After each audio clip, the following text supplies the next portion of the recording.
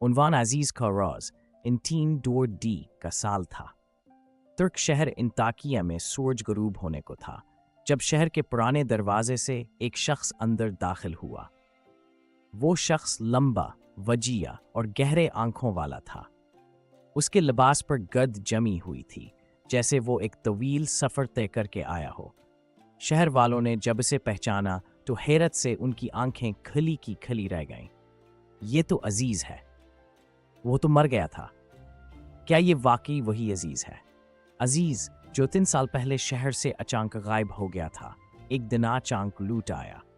نہ کوئی اطلاع، نہ کوئی پیغام۔ اس کے والد شہر کے مشہور قالین ساز اس کے موت کے صدمے میں انتقال کر چکے تھے۔ عزیز کے غائب ہونے کے بعد شہر کی فضا بدل گئی تھی۔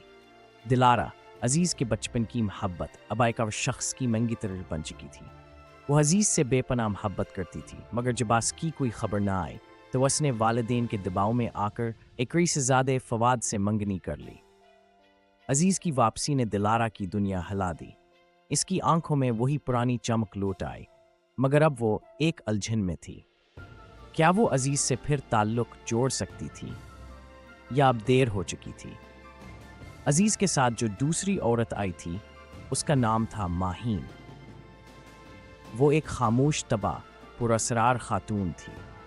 لوگ اسے دیکھ کر حیران ہوتے، مگر وہ کسی سے بات نہ کرتی، صرف عزیز سے سرگوشی میں بات کرتی تھی۔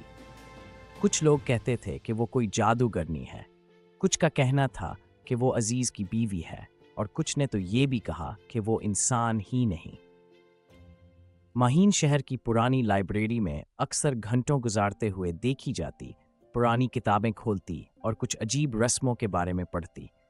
شہر میں افواہیں پھیلنے لگیں۔ عزیز نے دلارا سے ایک دن ملاقات کی۔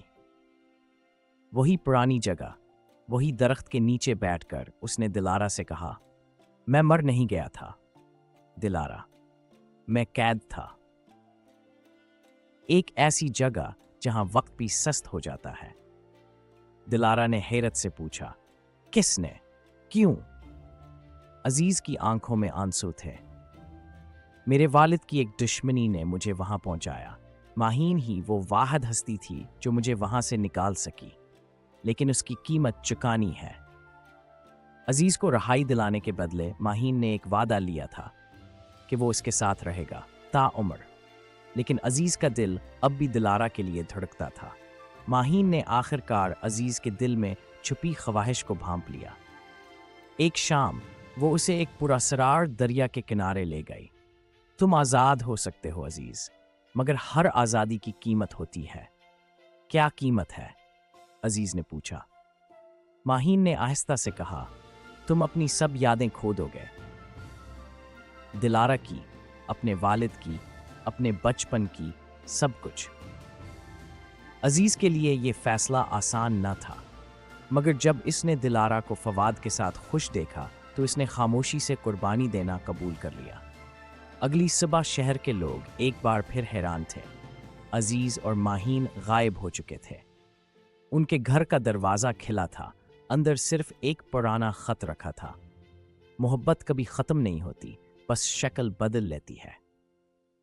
عزیز سالوں بعد ایک نئے شہر میں ایک نوجوان لڑکا پرانی کتابوں کی دکان چلا رہا تھا۔ وہ بھولا بھٹکا لیکن دل کا صاف تھا۔ اس کی یادداشت بالکل صاف تھی، مگر کبھی کبھی خواب میں ایک لڑکی آتی تھی، زرد لباس میں، مسکراتی ہوئی۔